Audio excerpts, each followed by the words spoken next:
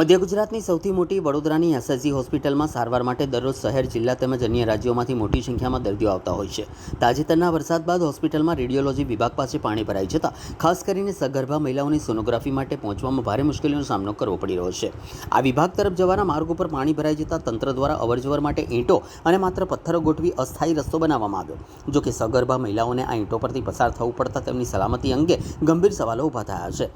દર્દીના સગા સંબંધીઓ, પરિવારજનોનું કહેવું છે કે જો કોઈ સગર્ભા મહિલા આ અસ્થાયી રસ્તા પરથી પસાર થતી વખતે લપસી પડશે અને ઈજા થશે તો તેની જવાબદારી કોણ લેશે? આવા સંજોગોમાં માતા અને ગર્ભસ્થ શિશુ બંને માટે જોખમ ઊભું થઈ શકે છે. હોસ્પિટલના ઇન્ચાર્જ આરએમઓએ જણાવ્યું હતું કે રેડિયોલોજી વિભાગનો આ વિચાર નિસ્તાણવાળો હોવાથી વરસાદ દરમિયાન પાણી ભરાઈ જાય છે. તેમણે જણાવ્યું હતું કે રસ્તાનું લેવલ ઊંચું કરવા માટે સંબંધિત પીઆઈયુ વિભાગને સૂચના આપવામાં આવી છે અને ટૂંક સમયમાં જ માર્ગનું લેવલિંગ કરીને સમસ્યાનો કાયમી ઉકેલ લાવવાનો પ્રયાસ કરવામાં આવશે. પરમ દિવસે જે વરસાદ પડ્યો એમાં જે અમારું મકરંદ દેસાઈ બિલ્ડિંગ છે એની આગળ થોડું પાણી ભરાવાના પ્રશ્ન ઉપસ્થિત થયો હતો. આના લીધે અવર જવરમાં થોડી તકલીફ પડતી હતી.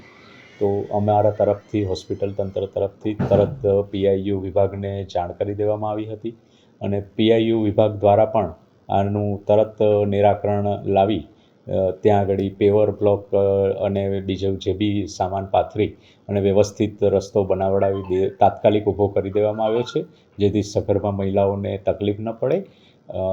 આ રીતે અમે અમારા દર્દીઓની સેવામાં કંઈ પણ પ્રશ્ન ન આવે એનું પૂરેપૂરું ધ્યાન રાખતા હોઈએ છીએ અને એ દિશામાં અમે તરત કાર્યવાહી પણ કરતા જ હોઈએ છીએ. પાણી ભરે તેનું નિરાકરણ કરવામાં એ પણ અમે પીઆઈયુને જાણ કરી છે. એનું પાણીના નિકાલ માટેની વ્યવસ્થા પણ એ લોકો કરી રહ્યા છે.